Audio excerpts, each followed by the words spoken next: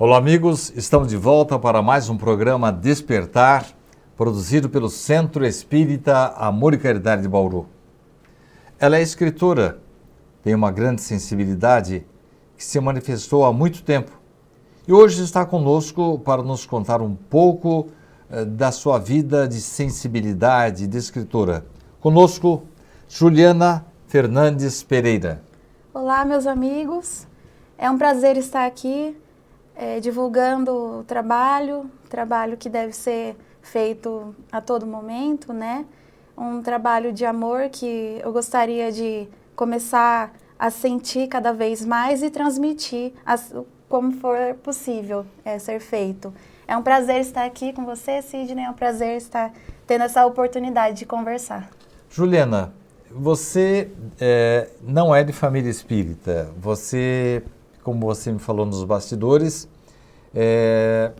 foi criada sempre falando na doutrina católica e evangélica, é isso? Sim. Eu fui católica, fiz pré-catequese, catequese, crisma, queria ser freira também na época e foi um tremendo de uma mudança na minha vida, porque a sensibilidade sempre esteve presente em mim, no meu pai também, mas mesmo assim a gente não compreendia muito bem as coisas que aconteciam e tudo mais.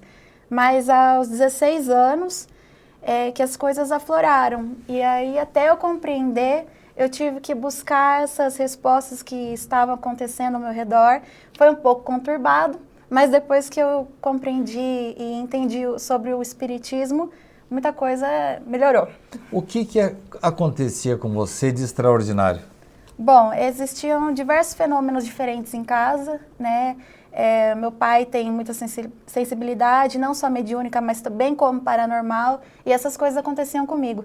Desde pequenininha eu falo a língua inglesa. Teve uma época que eu estava sentada no carro, eu estava indo para o maternal, na escolinha, e eu falei para meu pai, eu já fiz faculdade, por que eu estou fazendo maternal tudo de novo, né? Então eu não entendia por que isso acontecia.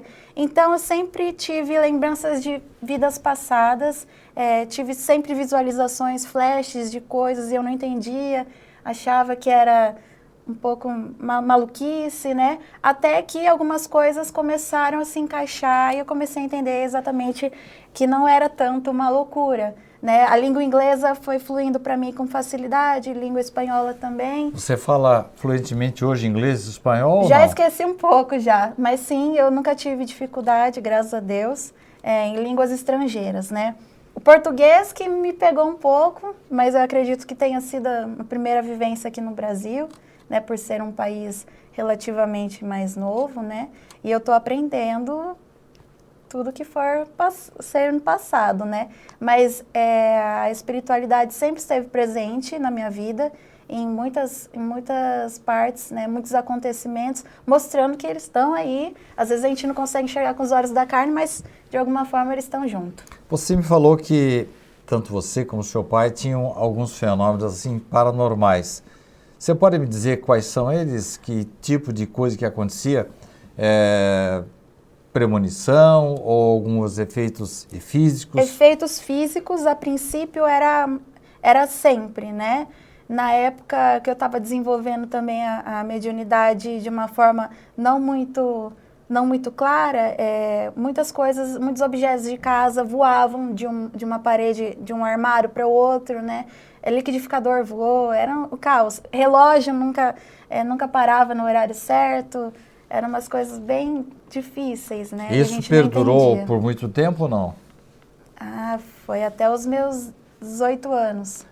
Durante uns 2 anos, então, mais ou menos? Por aí. Começou a manifestar-se quando você tinha 16? 16, Mas você disse que quando, numa ocasião que estava indo para o maternal, você disse alguma coisa bem desconexa para o seu pai em relação à faculdade. Então, nessa época, você já tinha alguma intuição? Eu lembrei que eu já tinha feito faculdade, mas não foi essa que eu fiz nessa vida, né? E qual foi a reação do seu pai? Ele achou que era bobagem, levou a sério? Como é que foi? Meu pai, ele tá acostumado com as doideiras dele, né? Quando ele percebeu que eu também era sensível, ele falou, né, vamos ver até onde vai isso. Mas quais eram as doideiras dele? Bom, meu pai, ele tem sonhos premonitórios, ele recebe muita informação de espíritos para serem passados para os familiares, principalmente, né? E Familiares que sofrem. Informações boas ou... Boas.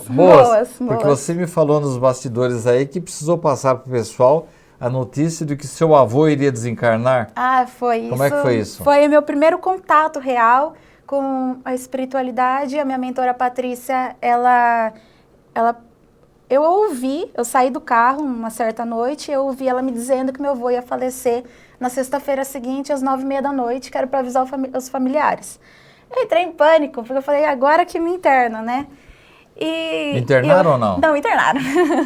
Mas eu acredito que eles deveriam querer um pouquinho. Mas aconteceu o desencarne dele? Exatamente na sexta-feira seguinte, 9h30 da noite, minhas tias presenciaram. Ele estava doente? Não sabíamos que ele estava tão doente. A saúde oscilava. E você não sabia também? Não imaginava que idade isso fosse você tinha? acontecer. Eu tinha 16. E a partir desse momento, eu tive mais contato com essa minha mentora espiritual em vários momentos cruciais da minha vida. E eu, a partir daí, me abri à espiritualidade, tentar entender esses fenômenos, tentar entender o extra, né? E aconteceu outras vezes, outras premonições ou não?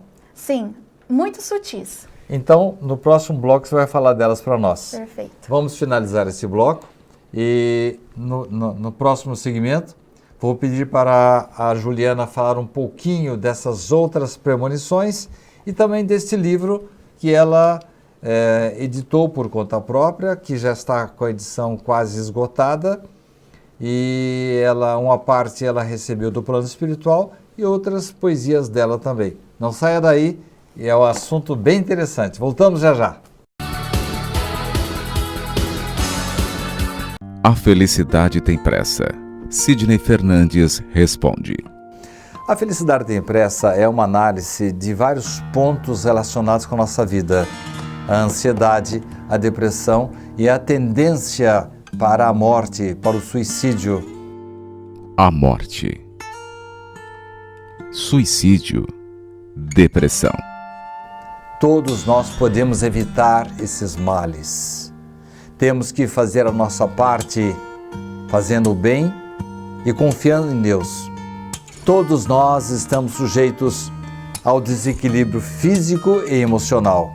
Quando atingirmos esse objetivo e adotarmos um novo estilo de vida, exercitando o que temos de melhor dentro de nós, teremos adquirido os hábitos com que enfrentaremos os males inevitáveis e nos permitirão ser mais felizes na travessia desta vida.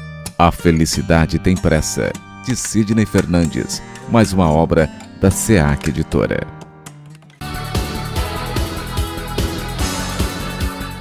Estamos de volta para o segundo bloco do programa de hoje.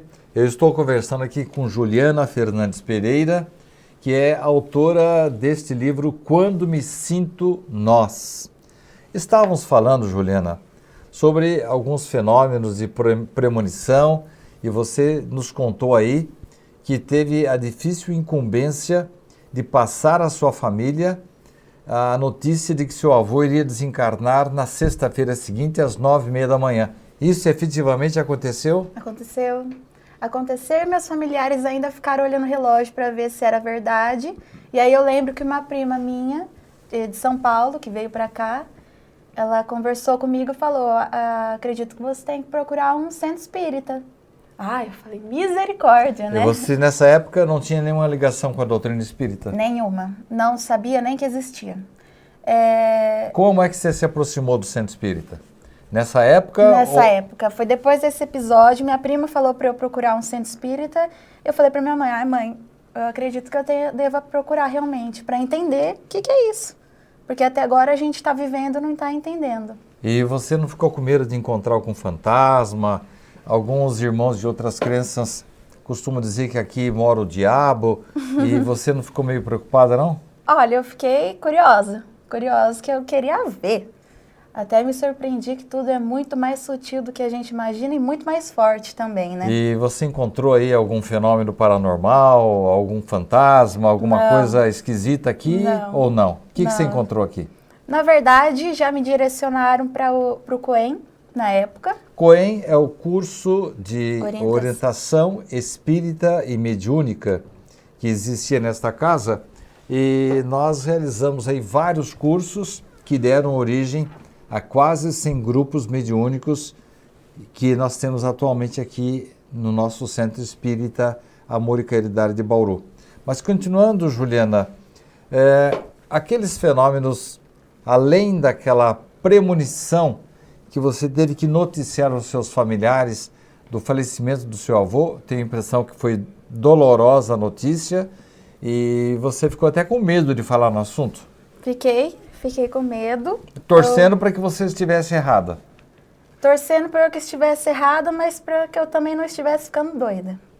Então eu queria entender realmente o que foi aquilo que eu ouvi, porque foi um som claro, alto, e foi nítido. E eu não tive dúvidas também. No fundo, eu sabia que ia acontecer. Mas ele estava doente, estava no hospital?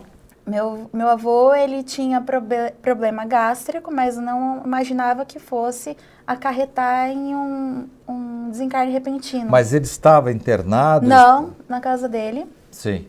E logo após eu ter ouvido essa voz, em uma semana a saúde dele teve um decréscimo, isso, declinou e foi para o hospital. E nos últimos 2 dias foi que a gente conseguiu reunir a família toda e se despedir da forma que eu acho que ele deveria ter recebido as nossas boas energias e palavras. E você não ficou assim com o sentimento de culpa de que você tivesse talvez participado desse processo? Não, eu queria entender.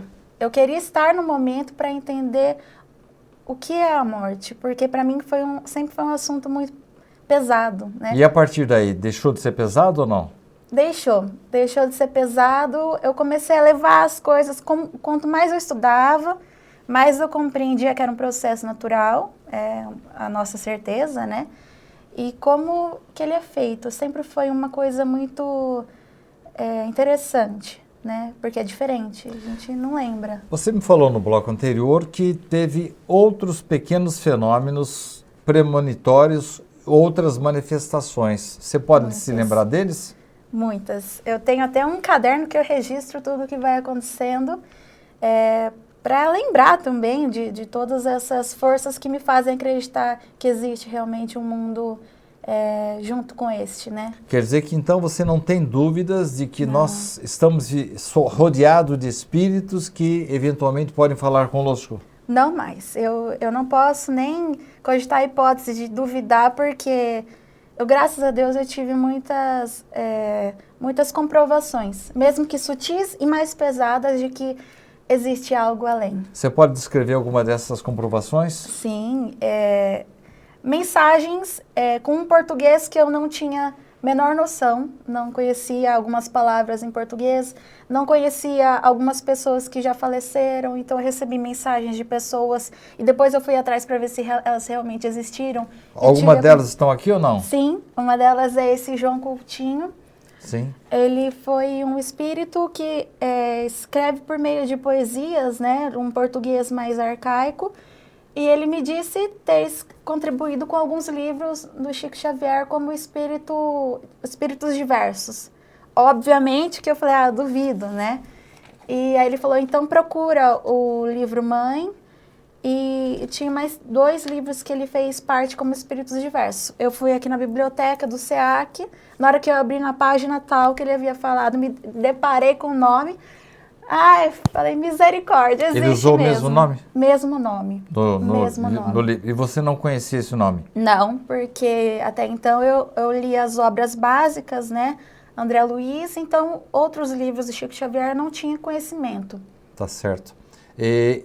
Quem é esse Euler? Euler é um espírito que conviveu comigo. O pouco que eu tenho de informação foi na Grécia Antiga, mas eu não tenho muito conhecimento sobre, né? Não vasculhei. E a Patrícia foi a minha mãe na vida passada, e que ela faleceu quando eu era pequena, E daí eu desenvolvi também transtorno obsessivo compulsivo nessa vida. Quando eu era pequena, eu achava que a minha mãe ia morrer. Naquela vida ou nessa? Nessa vida eu tenho toque, né? E o meu toque, o ritual se dá pelo fato do medo que eu tinha da minha mãe morrer. Então, quando eu era criança, eu tinha certeza que minha mãe ia morrer quando eu tivesse até os 9 anos. E é uma reminiscência da vida de anterior? vidas anteriores. E Você já perdeu isso ou não? Olha, o toque tá aí, mas o medo já não tenho mais. Mas qual é o toque? Qual que é a manifestação desse toque? Eu tenho, são várias manias, né, ritualísticas. Se eu não fizer, tenho a impressão de que algo ruim vai acontecer. Entendi. Você já consultou algum psicólogo ou coisa assim para ver se isso é mediunidade mesmo ou talvez algum distúrbio, coisa assim? Você chegou a pensar nesse assunto? Olha, eu fiquei 10 anos em psicóloga e 4 em psiquiatra durante esse desenvolvimento mediúnico, porque eu achava que realmente pudesse ser algo extra, né? Algo do seu físico. Do meu físico mesmo. E quando é que você chegou à conclusão de que se tratava de uma sensibilidade mediúnica? Você me disse que depois de um certo tempo você passou a frequentar os nossos cursos de mediunidade. Foi por meio do próprio Cohen. Eu comecei 3 vezes, parei, porque aparecia um problema aqui, outro problema. Na 4ª vez eu falei, agora eu vou fazer esse curso, eu vou entender. Tive que ter paciência, porque a gente quer, às vezes, respostas imediatas, e respostas imediatas não curam as nossas dúvidas mais internas. Você estuda muito, você lê doutrina espírita? Eu li muito para começar, para entender quem eu era. Que obras você leu? Você está lembrada? Olha, todas as obras básicas de Allan Kardec, as de André Luiz, tive dificuldade para entender a princípio. Leu alguma obra de Richard Simonetti? Li diversas obras de Richard Simonetti, tanto que na nossa reunião mediúnica a gente lia as obras dele, né? No momento, nos últimos anos, eu tenho parado de ler tanto devido à faculdade, mestrado, todas essas coisas, né? Mas sempre que é possível, eu abro os livros, né? Principalmente Fonte Viva, de Emmanuel. Ele me consola muito quando eu preciso de auxílio.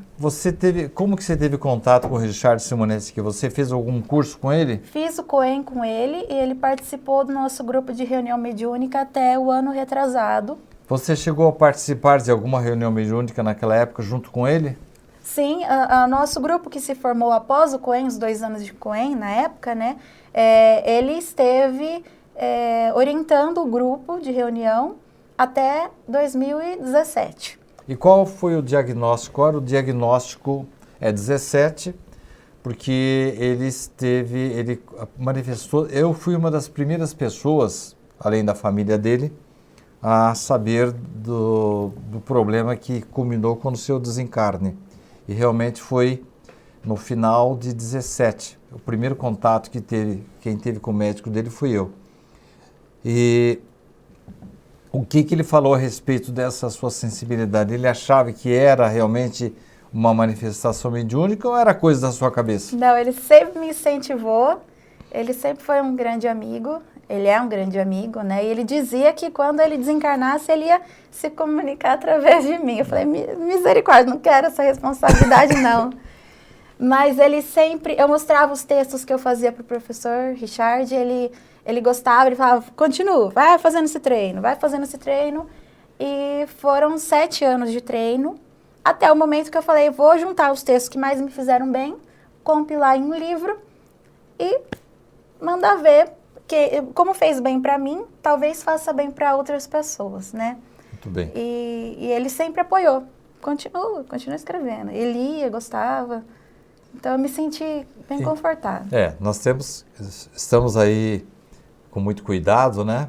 Porque a manifestação dele, com certeza, quando acontecer, será assim de uma maneira bastante marcante, né? Sim.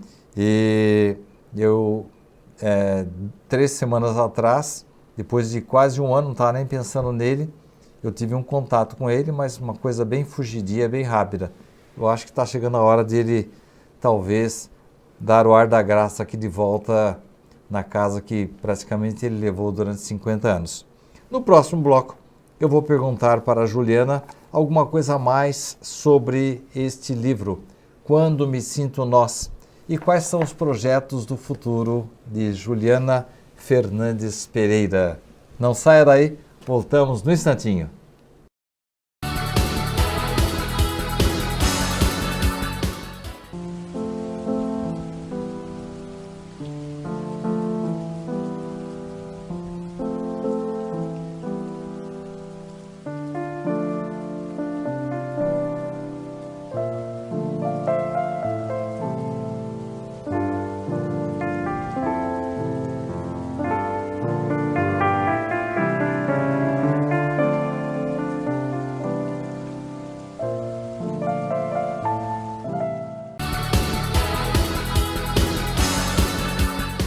Estamos de volta para o último bloco do programa de hoje, um programa diferente. Temos aqui a presença de Juliana Fernandes Pereira, que desde pequena tem uma sensibilidade que agora ela constata que é mediúnica, tem recordações, algumas recordações de vidas passadas, algumas premonições, algumas psicografias que redundaram inclusive algumas delas nesse livro, Quando Me Sinto Nós. Você já tem um outro livro pronto que está sendo examinado por uma editora, é isso? Sim, sim. Chama As Três Vidas de Pati. É um livro sobre um rapaz indiano. Há três vidas... As Três Vidas de Pati. Pati, o que é? Pati é o nome do personagem, Sei. né? É um rapaz que era filho de um rei indiano, no ano 300 a.C., que não tinha os braços e as pernas. E como é que você chegou à conclusão, como é que você começou a perceber ou receber informações, foram psicográficas, você teve intuição, como é que foi para escrever? Esse segundo foi, eu sempre lembrava da Índia, sempre tive uma forte ligação com a Índia, e eu sempre via um lugar vazio, sempre vi o lugar vazio. Até que em janeiro de 2018 eu tive a minha projeção astral, primeira e única, assim, claríssima, em que eu fui para esse lugar e ele já não estava mais vazio. Tinha uma entidade de luz dourada, inclusive, como as divindades hinduístas, né? Dourado, com uma calça azul verde água. E a partir daí ele sorria, me achei indigna de chegar próxima a esse espírito de luz. E a partir daí ele sorriu e eu voltei. Quando eu voltei, lembrei de tudo que aconteceu. E aí você começou a escrever. Comecei a escrever, né? Ivone Pereira escrevia desta forma. Ela se transportava para o local e quando ela acordava, ela ia escrever. Sim. Fiz pesquisas também, né, para não dar a bola fora. Entendi o que se passava, porque havia algumas palavras que eu não compreendia, algumas formas da vida mesmo, naquela época que eu não compreendia, que não era dessa nossa alçada.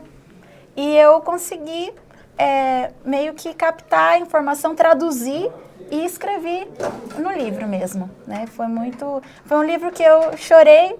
Eu escrevi chorando, praticamente. Você pode dar uma ideia do enredo, sem contar o fim, evidentemente? Sim, sim. É um rapaz sem os braços, sem as pernas, revoltado, porque não sabia o motivo de ter nascido daquela forma. Ele não poderia ser rei jamais, porque as leis indianas na época, pessoas com deficiências físicas, né, não poderiam ser consideradas príncipes nem reis. Não poderiam governar, né? Não poderiam governar. E o seu irmão mais novo, eram 9 irmãos, o segundo irmão que tomou o lugar. E esse segundo irmão, eles tinham desavenças muito antigas. E ele sempre perguntava por quê dessa forma dele ter nascido. E aí ele sempre meditava e ele teve visualizações de vidas passadas. Então foram 2 vidas que ele relembrou. Na Índia mesmo? Na Índia e perto do Tibete. Que ele relembrou o motivo dele ter pedido para nascer daquela forma. E você se lembra dos motivos ou prefere não contar?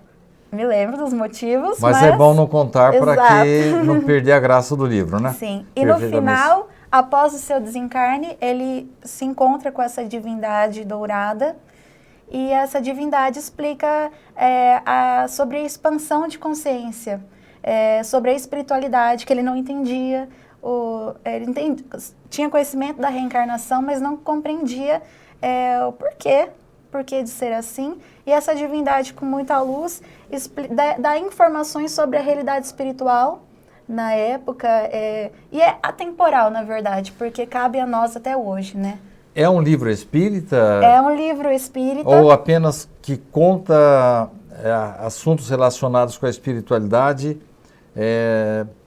Tem alguma ligação com algum autor espírita? Fala do espiritismo ou não? Na verdade, por ser hindu, a história, ele traz a luz do espiritismo pelo fato de compreender determinadas coisas da reencarnação que às vezes fica muito difíceis de serem traduzidas por outros pontos de vista, outras religiões. Então eu trouxe para a luz do espiritismo a compreensão, e essas informações desse espírito de luz foram passadas sobre a espiritualidade, que é essa nossa realidade de hoje, né? Porque há na Índia várias castas que aceitam a reencarnação. Inclusive, além da reencarnação, eles aceitam também a metempsicose.